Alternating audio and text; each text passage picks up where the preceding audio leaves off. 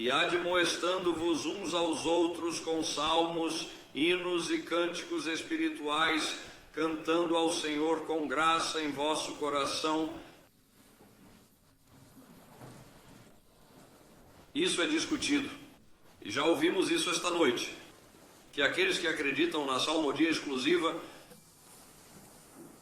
consideram que a frase salmos e hinos e cânticos espirituais é uma referência ao livro dos Salmos e somente ao livro dos Salmos. Eles estão dizendo, e novamente digo que vocês já ouviram isso esta noite, que esse é apenas um título triplo para os Salmos. Portanto, cânticos agora ouçam, e que o Senhor Stuart in control. Se é assim, então o caso para a salmodia exclusiva seria muito difícil, se não impossível de refutar.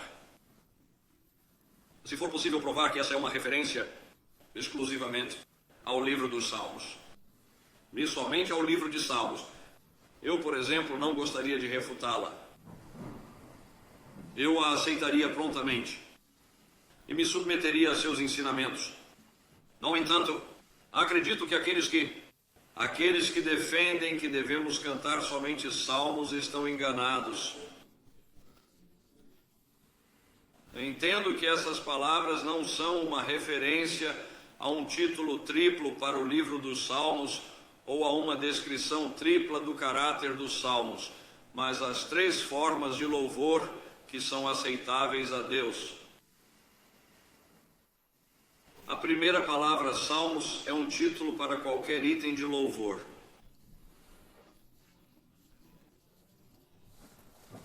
E a palavra é derivada de outra palavra que significa o dedilhar de um instrumento musical. É uma palavra intimamente ligada ao acompanhamento musical. Atualmente fico feliz em cantar salmos com um instrumento musical. Imagino como os amigos do campo da salmodia exclusiva se sentem com essa palavra. Sua conexão com a música. Acompanhamento musical. A segunda palavra é hino. Pelo que entendi, significa um cântico sagrado de louvor acompanhado por música ou apenas com a voz. E a terceira palavra é cânticos espirituais.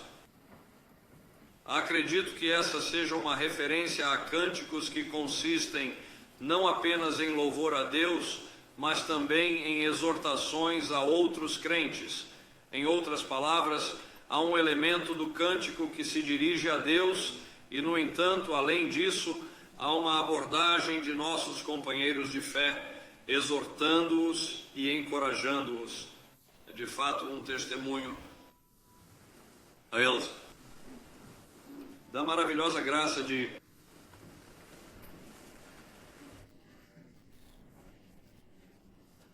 Deus. Não sei se a palavra testemunho deve ser incluída aqui ou não, depois de ouvir o que ouvi esta noite.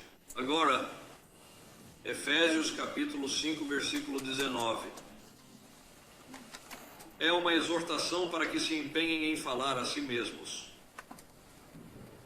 Em salmos, hinos e cânticos espirituais e também em Colossenses, por favor, confira na sua Bíblia. É uma recomendação constante minha. Exortar aqui especialmente em reuniões ao ar livre e assim por diante.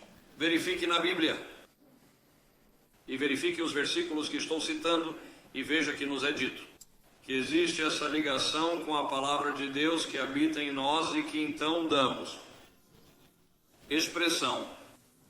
Que a palavra de Deus que habita em nós seja abundante em vós, ensinando-vos uns aos outros com salmos, hinos e cânticos espirituais, cantando com graça em vosso coração.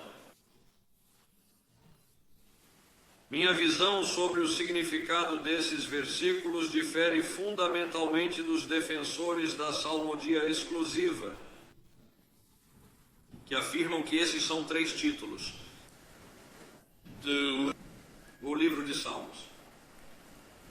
Que apoio há para o ponto de vista deles, ou para a minha, no ensino dos reformadores, como eu já disse, é amplamente discutido. Eles afirmam que você só é reformado ao cumprir isso. O que a salmodia exclusiva, o pessoal da salmodia gostaria que você fizesse.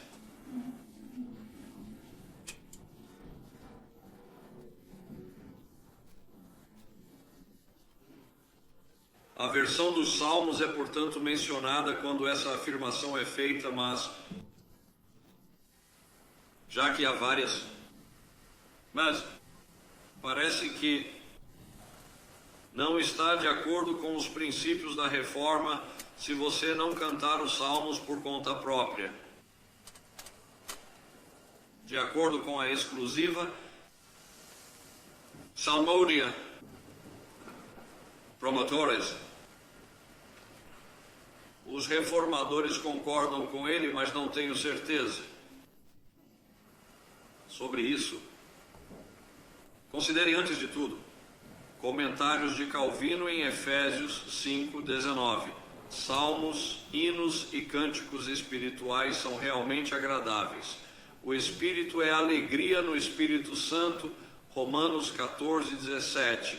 E enchei-vos, versículo 18, sugere beber profundamente, com a qual ela é indiretamente contrastada. Falar com vocês mesmos é falar entre vocês. Nem lhes ordena que cantem interiormente ou sozinhos, pois assim ele diz que o louvor não deve ser apenas na língua como fazem os hipócritas, mas sim de coração. O que pode ser, e eu quero que você observe essas palavras, qual pode ser a diferença exata entre salmos, hinos, ou entre hinos e canções, não é fácil de determinar. Vocês não pensariam nisso esta noite, pela explicação que nos foi dada. Na verdade, só é João Calvino falando. Pode ter havido problemas. E quando ele estudou essa parte, dificuldades que outros não têm, sempre que eles assumem a palavra de Deus.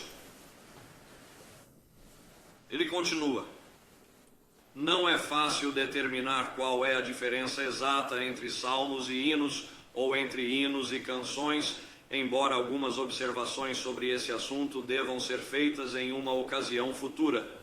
A denominação.